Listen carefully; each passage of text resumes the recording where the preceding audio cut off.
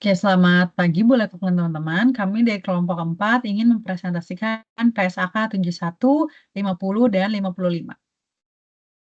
Next.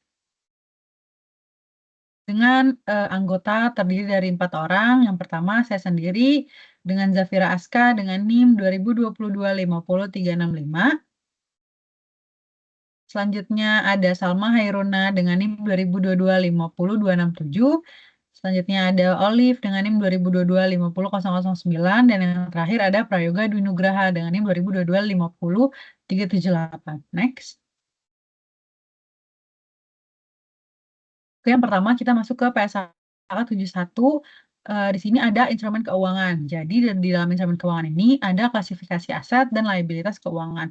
Yang pertama ada klasifikasi aset di mana yang pertama itu ada fair value through profit and loss, yang kedua ada biaya perolehan, yang ketiga itu diamortisasi fair value other comprehensive income. Selanjutnya ada liabilitas keuangan. Nah, liabilitas keuangan ini sebagian besar itu ketentuannya terdiri dari PSAK 55. Jadi tetap dipertahankan diklasifikasikan sebagai pengukuran pada biaya perolehan yang diamortisasi. Next. Oke, selanjutnya ada penurunan nilai aset. Jadi di PSAK 55 itu ada tipe model. Nah, untuk di PSAK 55 kita memiliki kerugian yang telah terjadi atau incurred loss. Di PSAK 71 itu ada kerugian ekspektasi atau expected loss. Untuk jumlah model di PSAK 55 itu ada beberapa dan di PSAK 71 itu cuma ada satu. Selanjutnya untuk ruang lingkup di PSAK 55 itu diperluas dan PSAK 71 juga sama diperluas. Selanjutnya ada investasi dalam instrumen ekuitas. Dalam PSAK 55 penurunan nilai diakui untuk investasi pada instrumen ekuitas yang diklasifikasikan sebagai AF5 dan di PSAK 71 tidak ada penurunan nilai yang diakui dalam instrumen ekuitas. Selanjutnya ada judgment. Di PSAK 55 itu ada meningkat, di PSAK 71 juga ada meningkat. Next.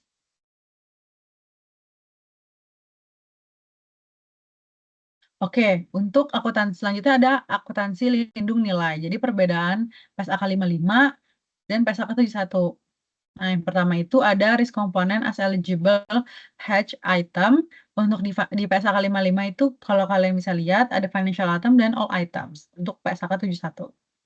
Terus untuk tesnya 80% sampai 125%, PSAK 55 itu terbukti dan PSAK 71 itu tidak terbukti. Untuk prospective effectiveness testing itu PSAK 55 dan PSAK 71 itu dua-duanya terbukti dan retrospective effectiveness testing PSAK 55 terbukti, PSAK 71 tidak terbukti. Selanjutnya ada quantitative effectiveness testing di mana PSAK 55 itu terbukti dan PSAK 71 itu tidak terbukti atau tergantung dengan tes yang dilakukan. Selanjutnya ada qualitative effectiveness testing, sama dengan kuantitatif. Untuk PSAK 55 itu terbukti dan untuk PSAK 71 itu tergantung dari tes yang akan dilakukan. Selanjutnya ada all in effectiveness must be recognized, yaitu di PSAK 55 terbukti dan di PSAK 71 itu sama-sama terbukti.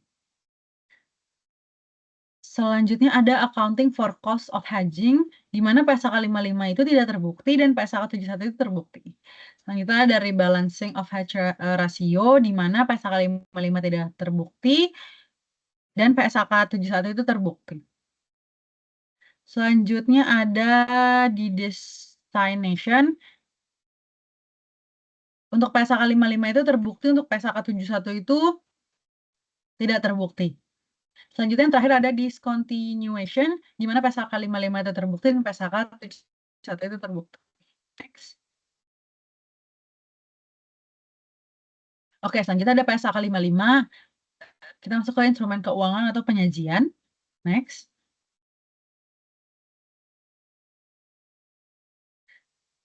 Selanjutnya ada liabilitas dan ekuitas. Jadi untuk menentukan apakah instrumen keuangan merupakan instrumen ekuitas dan bukan merupakan liabilitas keuangan, maka instrumen tersebut itu merupakan instrumen ekuitas. Jika instrumen tersebut tidak memiliki kontraktual dan jika instrumen tersebut akan atau mungkin disesuaikan dengan instrumen ekuitas yang diterbitkan oleh entitas. Next. Selanjutnya ada instrumen yang mempunyai opsi jual. Oke, untuk instrumen yang mempunyai fitur opsi jual, suatu instrumen keuangan yang mempunyai fitur opsi jual mencakup kewajiban kontraktual bagi penerbit untuk membeli kembali atau menebus instrumen tersebut dan menerima kas atau aset keuangan lain pada saat melakukan eksekusi opsi jual tersebut. Nah, sebagai pengecualian atas definisi liabilitas keuangan, instrumen yang mencakup, maksud saya, kewajiban tersebut dikategorikan sebagai instrumen ekuitas. Selanjutnya. Baik, selanjutnya ada instrumen atau komponen instrumen yang mensyaratkan suatu kewajiban kepada entitas, itu untuk menyerahkan ke pihak lain merupakan bagian aset neto entitas secara prorata hanya pada saat likuidasi. Nah, kemudian ada secara tanpa kewajiban kontrak jual untuk menyerahkan kas atau aset keuangan lainnya itu dengan pengecualian dari keadaan yang dijelaskan di dalam paragraf 13 dan 14 atau paragraf 15 dan 16. Nah, fitur penting ini tuh dalam membedakan antara liabilitas keuangan dan instrumen ekuitas adalah adanya kewajiban kontraktual satu pihak dari instrumen keuangan yaitu penerbit untuk menyerahkan kas atau aset keuangan lain kepada pihak lain yaitu pemegang atau untuk mempertukarkan aset keuangan atau liabilitas keuangan dengan pemegang instrumen ekuitas dalam kondisi yang berpotensi tidak menguntungkan pihak penerbit. Nah, walaupun hal ini pemegang instrumen ekuitas mungkin berhak menerima dividen atau bentuk distribusi ekuitas lain secara prorata, pihak penerbit tidak memiliki kewajiban kontraktual untuk melakukan distribusi tersebut karena penerbit instrumen ekuitas tidak diwajibkan untuk menyerahkan kas atau aset keuangan lain kepada pihak lain. Lalu ada penyelesaian dengan instrumen ekuitas yang diterbitkan entitas. Nah, jadi suatu kontrak bukan merupakan instrumen ekuitas semata-mata karena kontrak tersebut menyebabkan penerimaan atau penyerahan instrumen ekuitas yang diterbitkan entitas. Nah, entitas ini mungkin memiliki hak atau kewajiban kontraktual untuk menerima atau menyerahkan saham yang diterbitkan atau instrumen ekuitas lain dalam jumlah yang bervariasi hingga nilai wajar dari instrumen ekuitas yang diterbitkan entitas yang akan diterima atau diserahkan tersebut setara dengan nilai hak atau kewajiban kontraktualnya. Lalu ada instrumen keuangan majemuk. Klasifikasi komponen liabilitas dan ekuitas dari suatu instrumen yang dapat dikonversi tidak diubah sebagai akibat adanya perubahan kemungkinan bahwa opsi konversi tersebut akan dilaksanakan.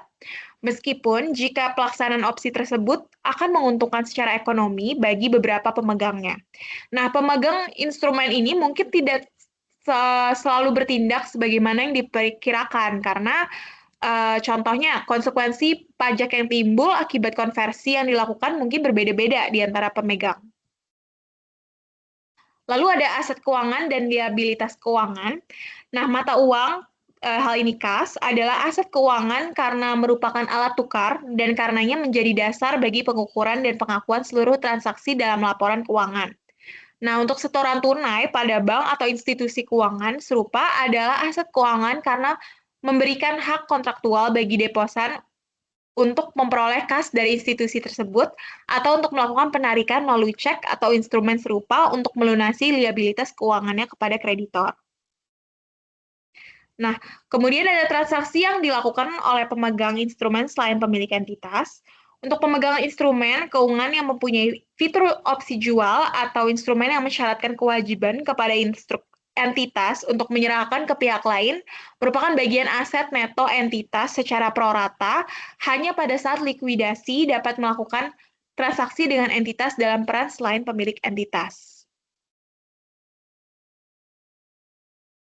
Oke, selanjutnya kita akan membahas tentang saham treasury, di mana instrumen ekuitas yang diterbitkan entitas tidak dapat diakui sebagai aset keuangan, terlepas dari alasan perolehannya kembali.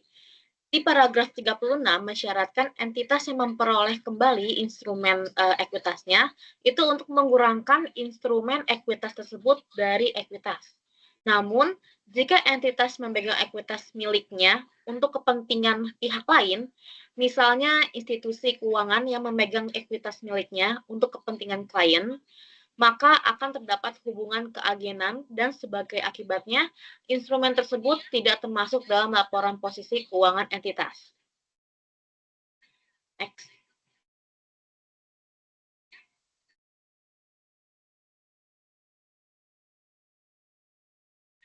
Oke, sekarang kita masuk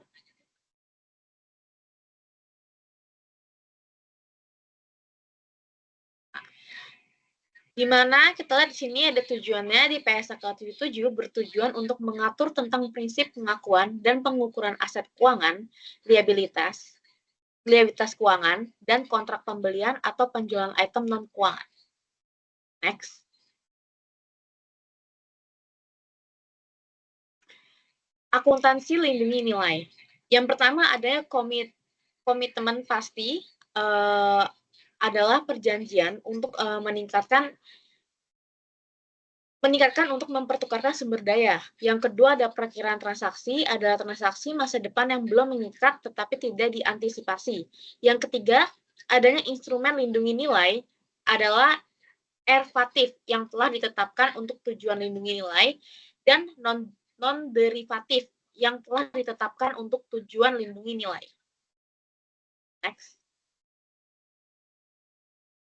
Nah, instrumen lindungi nilai. Untuk tujuan akuntansi lindungi nilai, hanya instrumen yang melibatkan pihak eksternal dari entitas pelapor yang dapat ditetapkan sebagai instrumen lindungi nilai. Berikutnya akan dijelaskan oleh teman saya.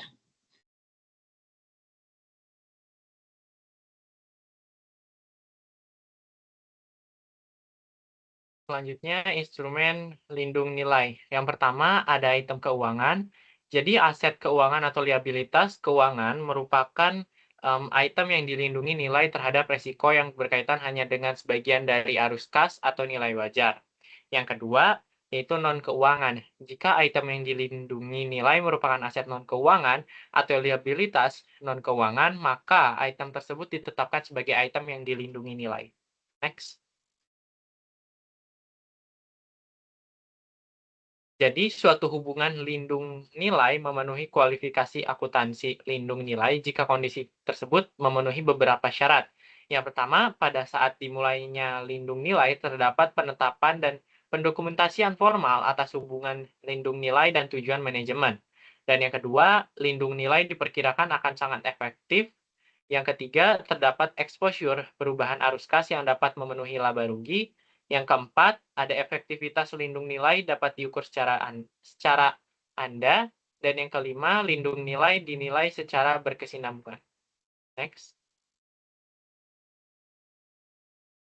Nah, ini lindung nilai atas nilai wajar itu dibagi ke dalam beberapa section. Yang section pertama itu keuntungannya itu atau kerugian yang berasal dari pengukuran kembali instrumen lindung nilai pada nilai wajar. Dan yang kedua, keuntungan atau kerugian dapat didistribusikan pada risiko yang dilindungi nilai dengan menyesuaikan sejumlah catat item lindung nilai dan diakui dalam laba rugi. Next. Lindung nilai atas arus kas. Jadi, jika suatu lindung nilai atas arus kas memenuhi kondisi, maka nilai tersebut dapat dicatat sebagai berikut, yaitu bagian dari keuntungan atau kerugian atas instrumen lindung nilai yang ditetapkan sebagai lindung yang efektif dan diakui dalam komprehensif lain. Yang kedua, bagian yang tidak efektif atas keuntungan atau kerugian dari instrumen lindung nilai tersebut diakui dalam laba rugi. Next. Lindung nilai atas investasi neto. Jadi, lindung nilai atas investasi neto pada kegiatan usaha luar negeri, termasuk lindung nilai atas item moneter yang dicatat sebagai bagian dari investasi neto, dicatat dengan cara yang serupa, seperti lindung nilai atas arus kas. seperti bagian dari keuntungan atau kerugian atas instrumen lindung nilai yang ditetapkan sebagai nilai lindung yang efektif dan diakui dalam komprehensif lain. Dan yang kedua, ada bagian yang tidak efektif atas keuntungan bagian dari instrumen lindung nilai tersebut diakui dalam laba rugi. Next. Pengecualian sementara dari penerapan persyaratan spesifikasi akuntansi lindung nilai. Jadi hubungan lindung nilai secara langsung dipengaruhi oleh reformasi acuan suku bunga hanya jika reformasi tersebut menimbulkan ketidakpastian mengenai yang pertama acuan suku bunga yang ditetapkan sebagai resiko lindung nilai, yang kedua waktu atau jumlah arus kas berbasis acuan tingkat bunga dari item lindung nilai atau instrumen lindung nilai. Next. Nah, ini dibagi beberapa hal mengenai persyaratan. Yang pertama, persyaratan kemungkinan terjadinya highly probable atau lindung nilai arus kas, yaitu untuk tujuan penerapan dalam perkiraan transaksi arus terjadi, entitas mengasumsikan bahwa acuan suku bunga yang menjadi dasar arus kas nilai tidak diubah sebagai akibat dari reformasi acuan bunga. Dan yang kedua, reklasifikasi keuntungan atau kerugian kumulatif yang diakui dalam penghasilan komprehensif lain. Selanjutnya. Yang ketiga, ada penilaian efektivitas. Jadi, di dalam entitas ini mengasumsikan bahwa acuan suku bunga menjadi dasar arus kas lindung nilai atau resiko lindung nilai, atau acuan suku bunga yang menjadi dasar arus kas instrumen lindung nilai. Ini tidak berubah sebagai akibat dari reformasi acuan suku bunga. Jadi, entitasnya itu tidak disyaratkan untuk menggantikan hubungan lindung nilai karena hasil aktual dari lindung nilai tidak memenuhi persyaratan. Next. Nah, cukup sekian presentasi yang dapat kami sampaikan. Kurang lebihnya mohon maaf. Terima kasih dan selamat malam.